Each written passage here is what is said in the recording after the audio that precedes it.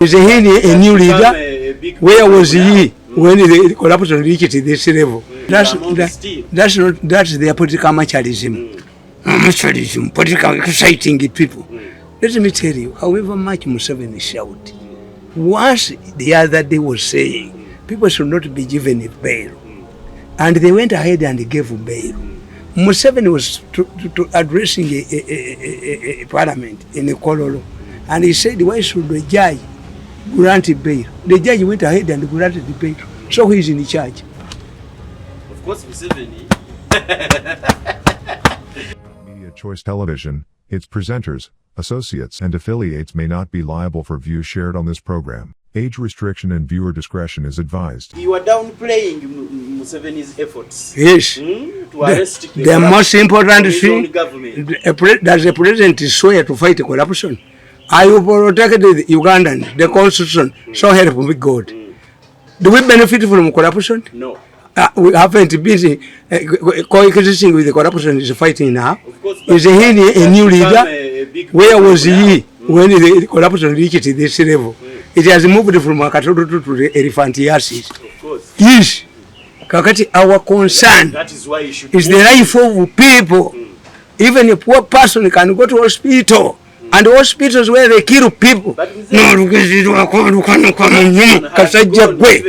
the hospitals. Yes. Museveni arrested no. the guy of Mulago. Yes, no, the Mulago man. I will play the recordings. The Mulago man changed leadership with the morgue. Egwanika.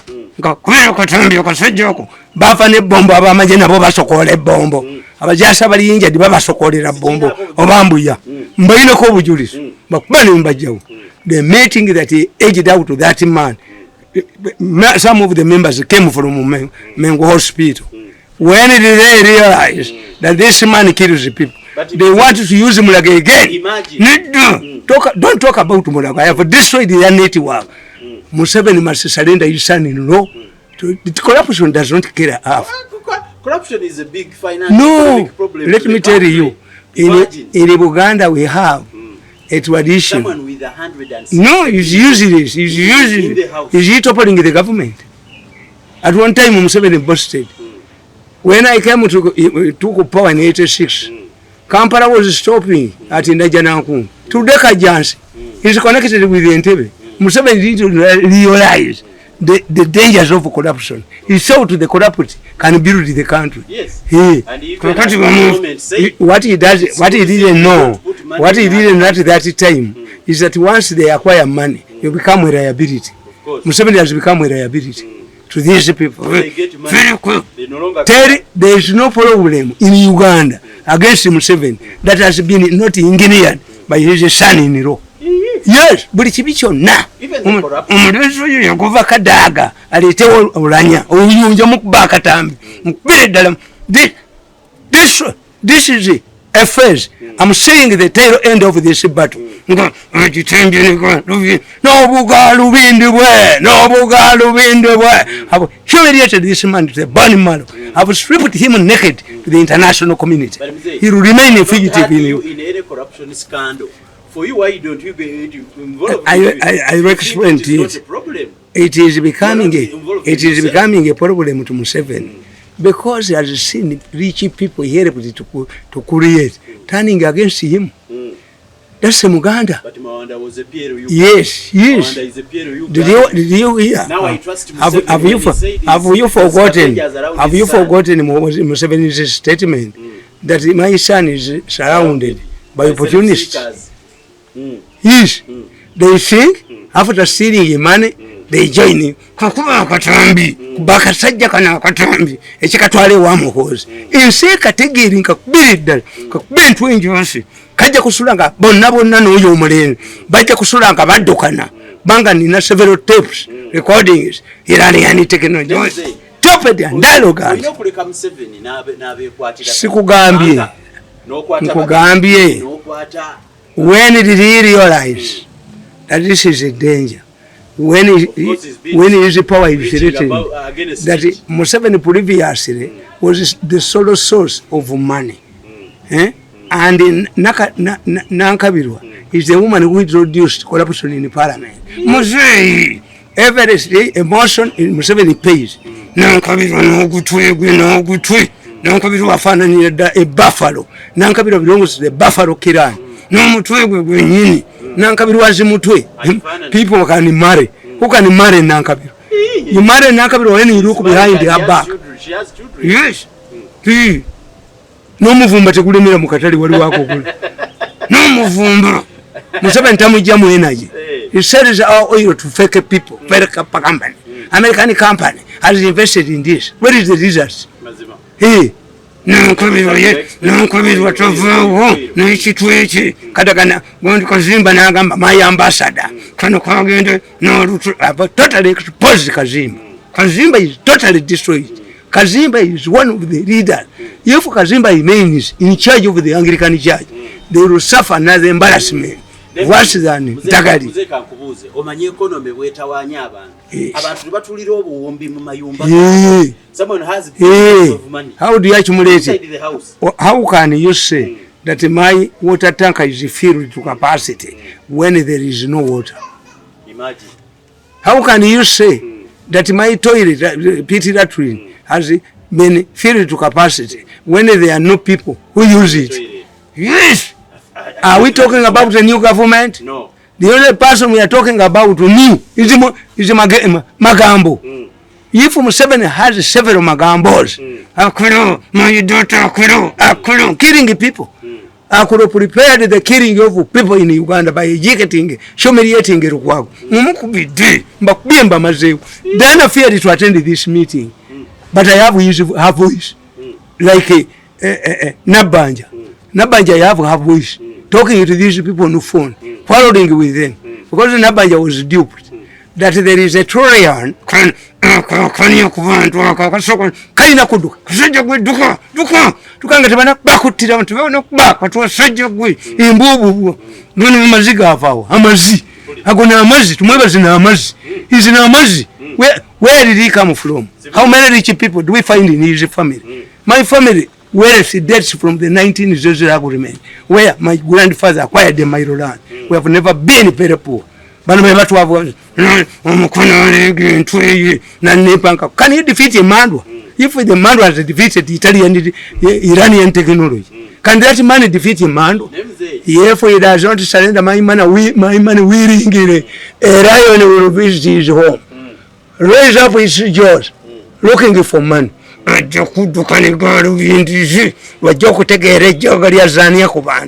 not an ordinary human being. And you see, why should Museveni be concerned me, I like Museveni. I worked for him for 14 years. But instead of paying me, he threw me on Wejirikiti, where they buried a tree specifically for burying. Can I become an advisor? Me? To become an advisor of 1.7? I know, as a political scientist, a highly intelligent man, we call them zero-desk jobs. You know your value. They think they have given you a job, a car, and escorts. When you cannot feed your family, you go back for needing. You know, could Mukutu turn me into a Kidori? And Mukutu turn me into a Kidori, so that you could do. His business should flourish. I would destroy it completely. I would strip him naked before Ugandans. What does Museveni want to achieve? And Kugambi, me a political scientist. A leader who oversees the power like Museveni does not practice political expediency. This is where they lose. The Baganda wanted to use the force against Museveni. He humiliated them. Every time you see Navagerika, Nakana Kavuka, Kagenda Antiwe Kusaba sent, Katakara Izinga, it's Sage, he's a get ahead, has been working with the killers. In fact, this man, the center of killing was in Masaka. In Chitovu Hospital, Dr. Namaganda, I strongly believe that this command, Akaino Wanika was aware of the killings in Masaka. Mbuga was aware of the killings in Masaka. Because it was done in Kitovu, the Catholic Church feels embarrassed.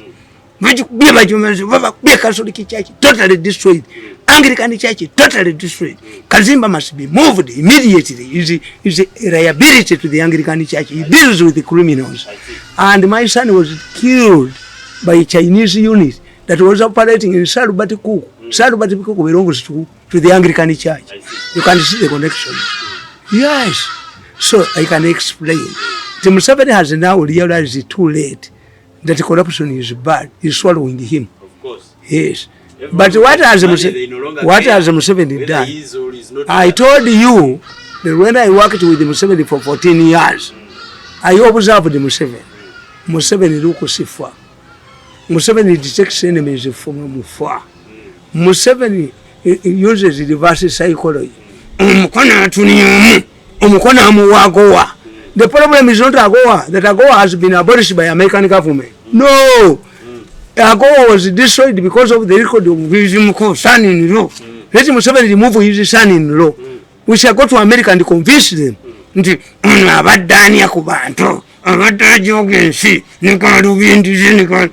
why you have 26 people hate that man? The most hated person in Uganda is Museveni's son-in-law. Was stepped on everybody. I want to ask you something.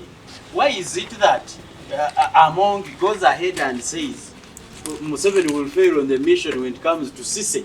Because she alleges Sise will come out of prison and get back. Even the president will come back victorious. For me.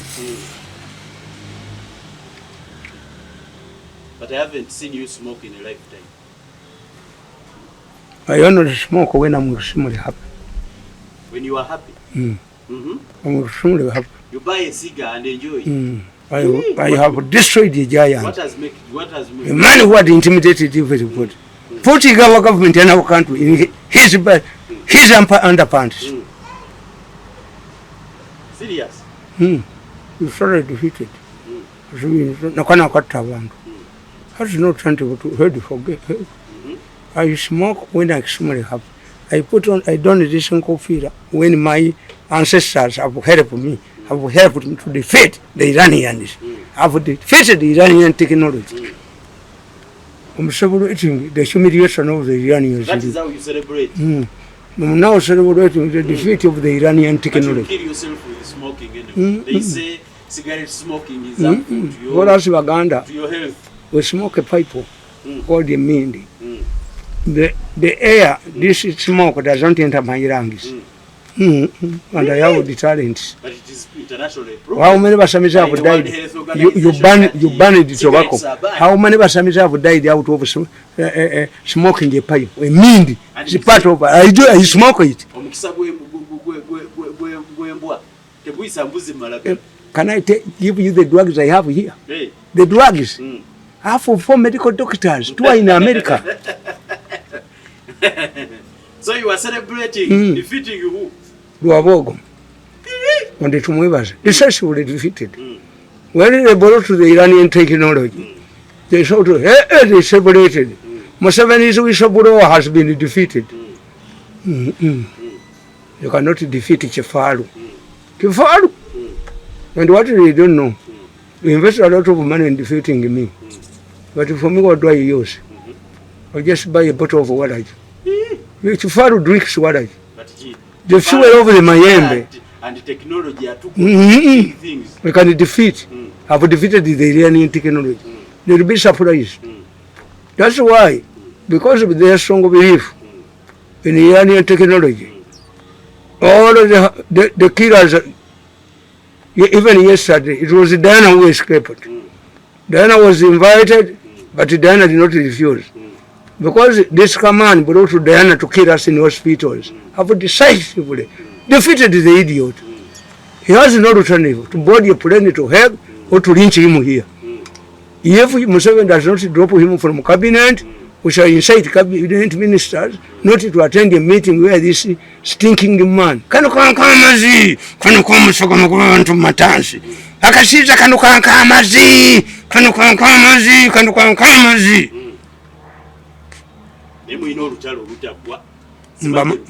Oba oluvunuka munukira mu nju yange, oba oluvunuka munukira mu mpale yange, oba oluvunuka munukira mu mutwe gwange, oba oluvunuka munukira mu mpale zange, oba oluvunuka. Omusajja ajoza ensi, omulenzi ajoza ensi. We want this man to tell us, and Museveni, when this man married your daughter, did he marry Uganda? No. Does Uganda have a female organ? Lwaki tumuleka nani okubantu mulezo yona atunyamu nani akubuli muntu yona namunyamu until he attacked Emmandu. I'm not an ordinary person. I see. Mirundi. I've been here. Like, don't you see lion is here? Leopard. Snakes. Now you'll be sending them to their house.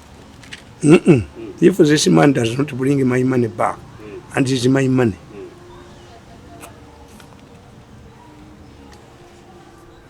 A lion will invade his home.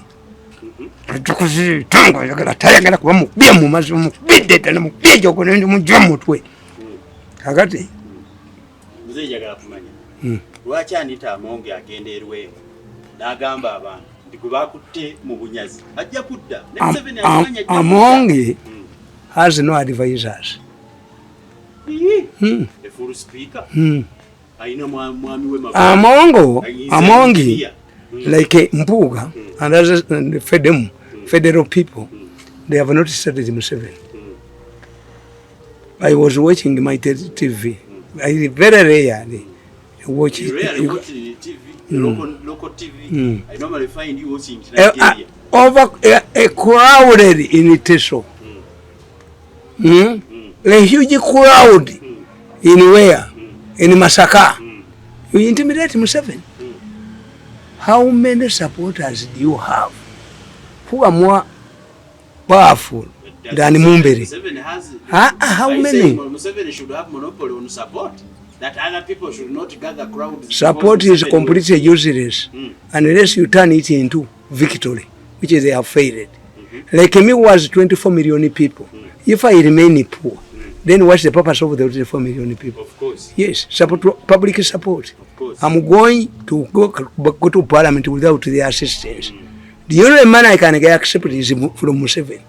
I cannot bring money. That's the blood money. The campaigns, they will seriously fight you because I will defeat them. If you can haunt them, I will pray. Kubizindalo, Mukaswali, Ddala Swali. I have exported this Mugo beyond repair. Museveni must surrender him to the International Court of. This is a constant embarrassment to Uganda. The boy is a constant embarrassment to Uganda. If Museveni can tolerate this, to train to leave a man who kills the people for organs with his daughter, that's his problem, not our problem. We shall not allow this boy to kill us. He's almost taking the same route like other MPs. He will be defeated. Among is taking the same route because it is alleged he is one of the corrupt members of parliament. That's not important to me. Who is not corrupt? I challenged them that if Among is misusing government fund, the president has it, the vice president has it, the speaker has it, and the chief justice has it. I don't know whether he gives it to witnesses.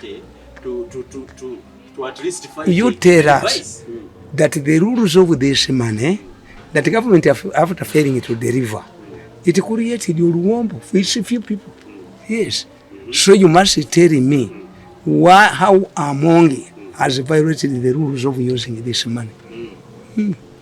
Tell me that Among got a non-parliamentary member and gave her money or him. He's consolidating the man to consolidate himself. That's why Museveni is consolidating himself. To investigation. I think when they investigate, they will find almost the same vice. That's their political machoism, political exciting people. Let me tell you, however much Museveni shout, once the other day was saying people should not be given a bail, and they went ahead and gave bail. Museveni was addressing a parliament in Kololo, and he said, why should the judge grant a bail? The judge went ahead and granted the bail, so he is in charge. Of course, Museveni. Because to me, he's in charge of the I've directed that all of my must get away from here. Are you seeing any? No. Could Idi Amin say a statement that they should not release suspected criminals? The issue is a judge cannot depend. A judge cannot depend on political authority. No, threats from government.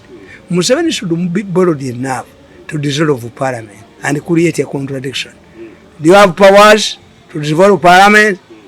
Because it comes a time. Who is credible in parliament? Are there laws actually backed by credibility? No. What do you do to a person who abuses his office or her office? This is the direction I want Museveni to do. Dissolve parliament and create a contradiction. And in fact, I don't know whether Museveni has read, but I know Museveni is a very intelligent man, very informed. Let Museveni read the Peru, where Fujimori toppled his government. Fujimori was a man in Peru, a president of Peru, with a Japanese ancestry. When he faced challenges of corruption, Fujimori took a broad move, which I have not seen Museveni doing. He toppled his own government. I see. Fujimori toppled his own government. The rebels, like those who want to intimidate Museveni, stormed the Japanese embassy, where they expected to capture Fujimori. Fujimori did not negotiate. He got his commandos, dug a hole, and he found the arrogant, like this man, arrogant, for 6 years that we are part of his kiraro. He has human beings in his kiraro. Fujimori did not back down. Baba Sanga Basamba Mpira, Nabata Bacomandos. Bacomando Babata, and they rescued the Japanese embassy. This is a bold move Museveni must do. Why?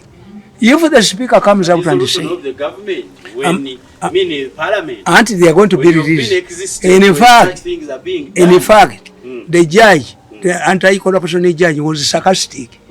If you have finished investigations, commit them to the High Court, because he is aware. The judges will poke holes in Museveni's evidence. But he says he has evidence. Evidence where? This is How can you? May I told you the originality. The originality of the problem is that Kasaija is using a budget which is fake. So instead of when these people to go to Ministry of Finance officials, what do they do? What do they do? The Ministry of Finance officials gives you 200 billion when you are supposed to get maybe 100.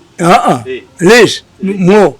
So what do? They go to Parliament. They go to the Namujuzi, the power brokers. The first people Museveni would arrest. The first people who should see the dock, Ministry of Finance officials. Of course. You see, Baganda very fair. They go there for giving less, or for more, for giving more money than they were supposed to. Yes. When you want to get what they do their game, they give you less money, which cannot do anything. And Museveni is not accessible. That look, Your Excellency, these people are giving me money that will not work. But what they did, no, these people are very tactful. Have you seen the State House? Have you State House complaining? They removed the natural. Yes, man. Natural gives him money. Kadaka gives him money. He must die a pauper. Okay, I will strip you naked before the international community. Never joke with a man. I waited 9 years to get the man who was boasting. He must come. Me to come on your knee. Are you king? Which type of prominent family do you come from in Ankoli? A scavenger. You turn against me, a man who comes from highly strong family. You go to anywhere in Masaka and ask about me on this family. We are powerful. I see. Since the 1900 agreement. Very powerful family. On addition, we are highly intelligent. Highly intelligent. You cannot humiliate an intelligent man like me. As Museveni has seen me physically, Museveni has seen me physically. Once, where he told me forgive these people, I said I cannot forgive. Museveni told me I would not be a good army officer. Because for us in the army, forgive, these are war captives. I said I'm a boxer. It is up to the coach of the humiliated boxer to throw in the towel. Let your son throw in a towel, or I destroyed him. I destroyed him.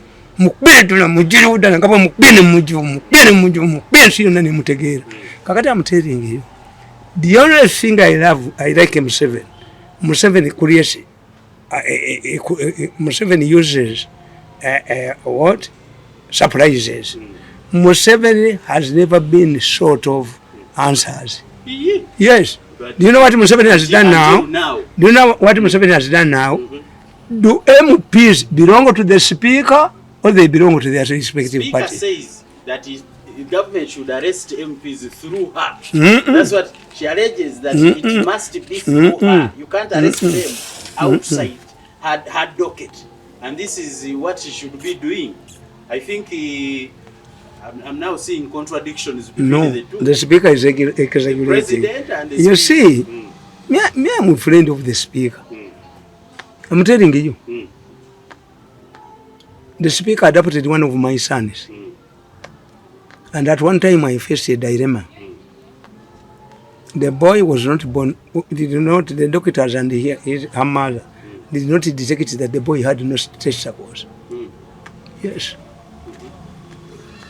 Until we took him to a boarding school. And he realized that he had a smaller penis compared to others during bathing. He told me, Daddy, how come that I have a small penis? He told me, the doctor has told me, this is a normal occurrence. But how did your wife fail to trace, to know that your boy did not have? And this is what happens, it is a common problem. But when he reaches 18, he will be a person. He will not ever produce children. They wanted the 40 million.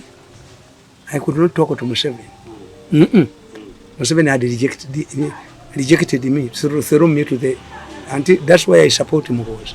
Muhozi, Lumajit, threw garbage, and looked at my face. But I was still very powerful. That's the difference between Museveni and who? And Muhozi. But let me tell you, Amongi, I went to Amongi. Amongi earlier told me, I have money. I once worked in the bank. Whenever you face financial challenges, come to me. You are my brother now. Amongi. But working in the bank. Amongi, when he found my son, when she found my son in the parliament, my son had been recruited by Kadaga. All of Kadaga's people were targeted, except my son. First of all, he's highly intelligent. He is historical and ancestry genie. We are highly intelligent.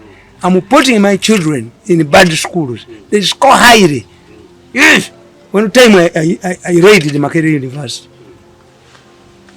My daughter was given international business on a government. I told the man, this is an embarrassment to the brain Mirundi family. How is my daughter going to be different from Muchala Mpungu? I took off, I paid. We are not paupers in the Mirundi family. Even our entire family, the entire family have not come across a beggar. He must be a beggar. Me. And insult to my family. And insult. Me to be a beggar. Me. All of these vehicles are whose? And in every family they are there. Of course. They have all the numbers, but I have not sold any of my properties. But this man who took 5 million, billion, busting like a chimpanzee. Me, I can go to my church and make a money. I see. I'm not supposed to be poor. And in fact, when you ask my driver or my bodyguard, they'll tell you that money gets money miraculously. Do you know the money I use every day? No. If I don't have half a million since I cannot survive. 4 families, 81 children. That Museveni condemns me to a slow killer job. You're condemned to stay in some small office. Because this man, the arrogant fellow, wanted me to work in he must go, he must. Kada the future, he must go to any business. Sweramas, he must work on Museveni's publicity committee. Sweramas, why did you pick me? You sacked no, bomb training was some bimbo mazio. Cutting Kuburi and Among, like other people in danger, they don't know Museveni. It is not easy to advise yourself. You can give advice to your parents, to your other friends. So the among the Catholic Church and the Mpuga are committing the same mistake without knowing that a decision is made after considering the past. Was it done in the past? Yes. What about the current? What do you want to achieve? And the future? Decision making is a whole chapter in the political science, which I did. Now, you look at the past. How was Museveni solve the problems to those who have tried to intimidate him? You think Among is more powerful than Mumbere? All of these crowds you are pushing. Museveni cannot be intimidated by crowds. He has been defeating you with all the crowds. If this man, the man who stood for the president and almost got 0-0, where were these people? He was demonstrating in Toronto. His empty head. Mpuga organizes the man of Masirale. Someone got a chicken down, and I sank at the Pope. The Pope was there to the Catholics. He knew that the Baganda politician in Kazimba controlled the remote control. He said the Pope divided Uganda into 5 days. If someone got a message up with his Uganda church, the Archbishop of Untungam will not cite. The Archbishop of Northern Uganda will not. He leaves the Baganda to destroy themselves, not using the church. Very, very, very strategic by the Pope. You confuse your Uganda culture. You confuse yourself and let the church move. But the faithful will go to church. I've seen incidents where those who go to church shout at the priests, "Sibia Tragedy there. We will not come over to try to teach us the politics." Some get the chicken doubt. This when we were sent on a Kolagana Wabogo, or Yabadako Wabogo. Wabogo directed the Chief Justice to go to Mengo to apologize. Because there is a beneficiary. The Chief Justice is a beneficiary of Wabogo. Schemers. Political schemers. I prefer to work with the Northern. On your farm or in Uganda. The man is very arrogant. I've never seen an arrogant fellow like this one. An arrogant man like this one. So, Among has forgotten, like other people. Museveni has handled the lions. How can a dog create trouble in his compound? Yeah, a man who handles a lion alone, can you compare Among? Can you compare Among to Tinyefunza? No. Can you compare Among to Kaikula? But times have changed. Can you compare Among? Can you compare Among to Mukunde? Ompuga to Mukunde. Let me tell you, if I had access to Among, I will tell her, when people are begging for your political blood, remain humble or humble yourself. The Chogamu ministers tried to behave like the Among, my sister Among and others, by inciting or protecting themselves by saying we are directed by Museveni. Because they knew, they knew that I'm telling you, some knew that by implicating Museveni, Museveni will fear to tackle them. And he was not supposed, the president of Uganda, that is not allowed to address committees and what. Museveni broke the rules. He invited the park and exposed his ministers. After this exposure, what happened? The usually foolish, stupid Bukenya was put in prison. Among the Baganda we have, if you would tackle, if you gay, and no man who does serious things in Uganda, we call him Mugege, or which would tackle, which would tackle. Some of these people have would tackles, you would tackle, you would tackle. Immediately you got money. has rehabilitated his hotel, Katomi, has rehabilitated. Then Museveni holidays you as a host.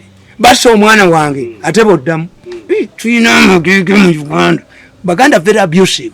We have a chimpenego, we have Omufungulandika, we have a gege, we have a chutako. All of this is referred to stupid already men. A chutako. We call them a chutako, a chimpenego, a chimpemempeme. Even in madness is described in Uganda. Owakazole. Owakazole means he goes off and comes back. That's Owakazole. A madman is a mulalu, completely mad. We describe the madness. We describe stupidity in Uganda. Among the Baganda, we are very abusive. And Bukenya is what? Omutako. Bukenya is a mutake gege. Omutako. Bukenya is a mutako. Immediately you appointed the minister. Part of that. Immediately you appointed the advisor in the environment. You destroy people's properties. Imagine. Have you seen a Munyankole appearing there? And the two. People crying. Yes. Where was in Nema? When the people collected in their land. And you turned it to the driver, the tractor.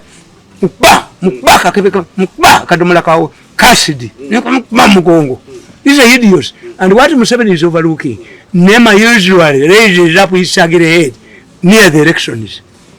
Do you remember that Nema closed many factories for Buvera? The people came up and told them, we use this Buvera, but Museveni should investigate in Nema. Nema is composed of vote killers. Have you seen? Have you seen an idiot? An idiot came up and said, every vehicle must have a dustbin. Where is it manufactured? What type of idiot is this? An idiot gets an nudist to talk rubbish. Yeah, where? Do you have containers in Kampala? No. There are cities where you fear even to throw a piece of paper. Of course. Because of security.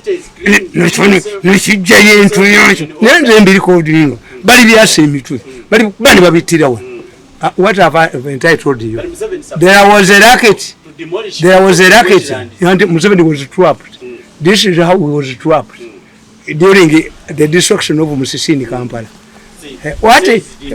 Your Excellency, he was trapped. Museveni was trapped. Your Excellency, how do you comment on Museveni? Oh, I wish I had 100 Museveni. But when Museveni moved Museveni from Kampala, previously the whole all of the councillors belonged to who? To NRM. Of course.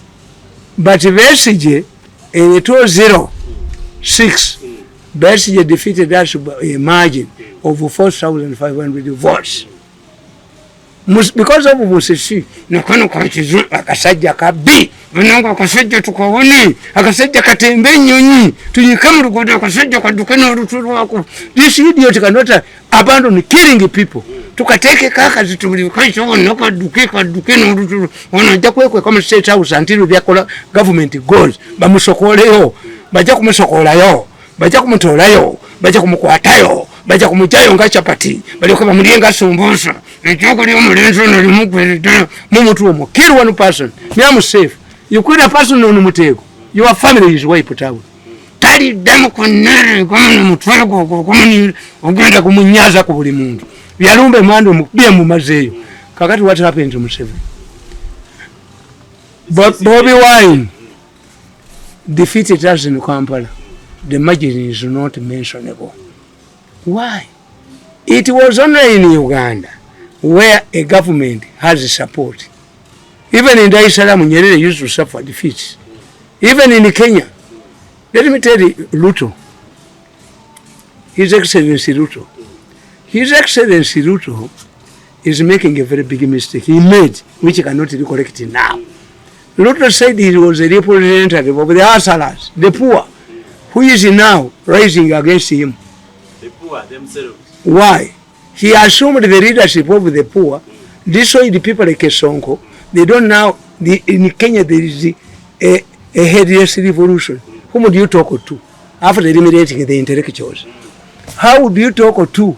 And they have seen that Ruto's government has cracked. Gachagua. Ruto awedde. They will force Ruto into a government of national unity. And this is Raila Odinga behind it. I think Raila Odinga has sensed defeat in his bid for AUGO. He's coming through King. Yes, Raila Odinga. Let me give an example to His Excellency Ruto. How Museveni, how has celebrated and recognized that Museveni is a highly intelligent man. Museveni donated the tractors to northern Uganda politicians, farmers, so-called farmers, artificial farmers. They arrived, he called them at night. Your police, those are your tractors. But because they were supposed, they had planned to sell them in Kampala, they wanted to sell them at that night. Museveni insisted they should be delivered to northern Uganda. They attacked the State House. They are thieves. Museveni donated tractors to us because Museveni knew. Let me transport these tractors to northern Uganda and see how they are driven from northern Uganda back to the city. And the rest you dismantle them. He defeated the thieves that are about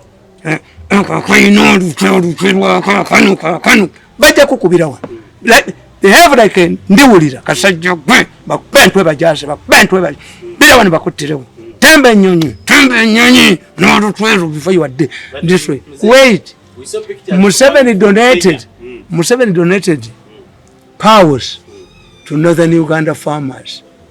They slaughtered the cows. Yes, for Christmas. Even the Basoga slaughtered the cows. Have you given them money to feed the cows? This is a problem Museveni's farmer scheme. How can a person wait to rape? To rape, how does he survive? Yes, there must be constant until you enable me until I do what? I reach harvest. Yes, I'm a cattle keeper. In our practice, the cattle keepers is that we call it okusumbusa. If my cattle keepers in Ngoma, they donate cows to me. I have a farm, I have what? One time I told Mary, I'm on my farm. Very once a 12 farm of Avenue, but when you come to Canada for capital, mention, let the State House be bothered enough. That is a tradition in a practice in the State House. I wouldn't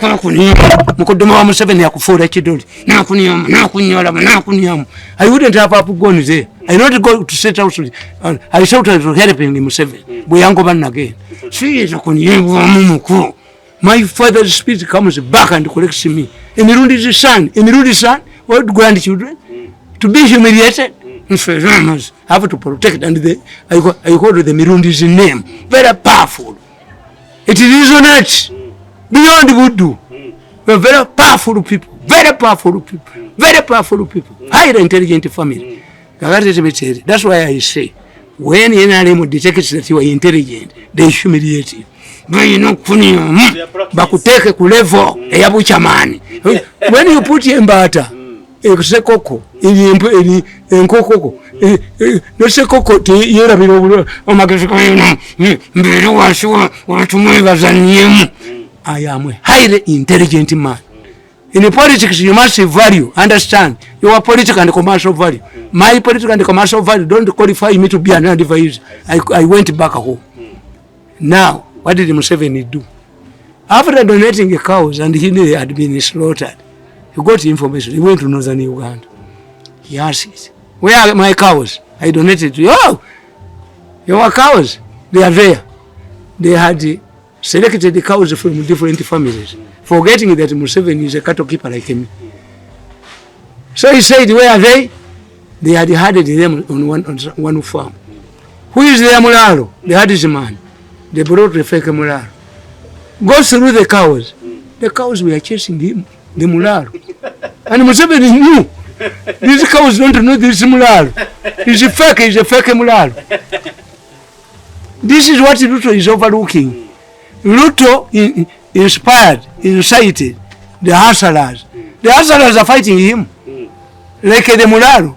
If Ruto has asked the president, you see, Museveni has survived the war. Museveni does not have a rallying cry. Or probably coming back. I mean, he's coming back. When Ruto became a champion of the hustlers, Raila Odinga is telling him, please tell your hustlers to get off the Nairobi streets. He cannot do it. And I can predict, authoritatively predict, he will be forced to make a government of national unity. Because